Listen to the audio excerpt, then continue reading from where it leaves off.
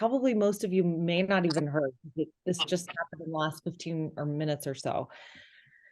But unfortunately, the Ohio Supreme Court has ruled that the very misleading and inflammatory ballot language that Frank LaRose proposed and the ballot board voted on a partisan basis, the Supreme Court in Ohio ruled that it will stand.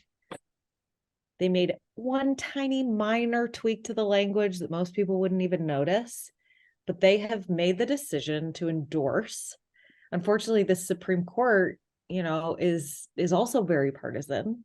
And so they have endorsed the partisan decision of our Secretary of State, Frank LaRose, and this partisan ballot board to, instead of just simply put the constitutional amendment language on the ballot, which is shorter, right? We all know than this distorted, misleading, inflammatory version. I describe it, honestly, you guys, as like, imagine if your right-wing uncle at the Thanksgiving table described the constitutional amendment to you. Like, this is what they'd say.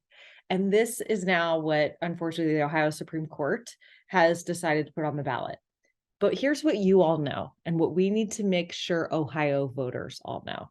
No matter what language they put on the ballot, they cannot change the constitutional amendment. We know that this will protect reproductive rights comprehensively for all Ohioans when it comes to abortion care, miscarriage management, contraception, IVF.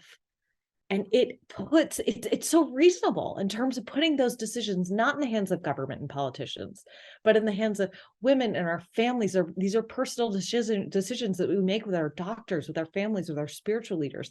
That's what this amendment says.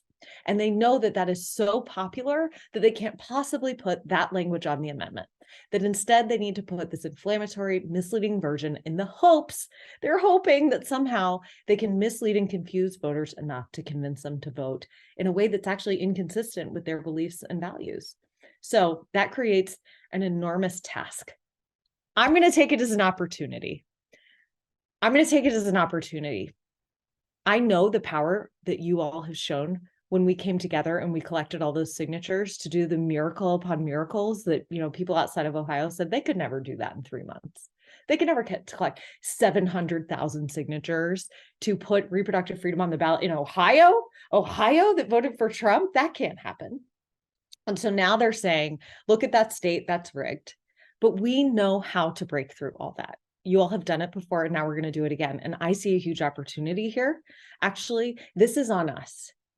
We have to talk to everyone we know to make sure that they know, no matter what's on that ballot, that we are going to change our Constitution by putting into our Constitution this amendment that so comprehensively and rightly protects reproductive freedom for all Ohioans. So I am pissed. I'm not going to lie. I'm so pissed right now. But I'm pumped to be here with all of you. I can't believe that we had this plan 2 weeks ago, and now here we are. I was talking to Jen. I was like, are you kidding? This is when we're having this? Like, Team Ohio, let's go.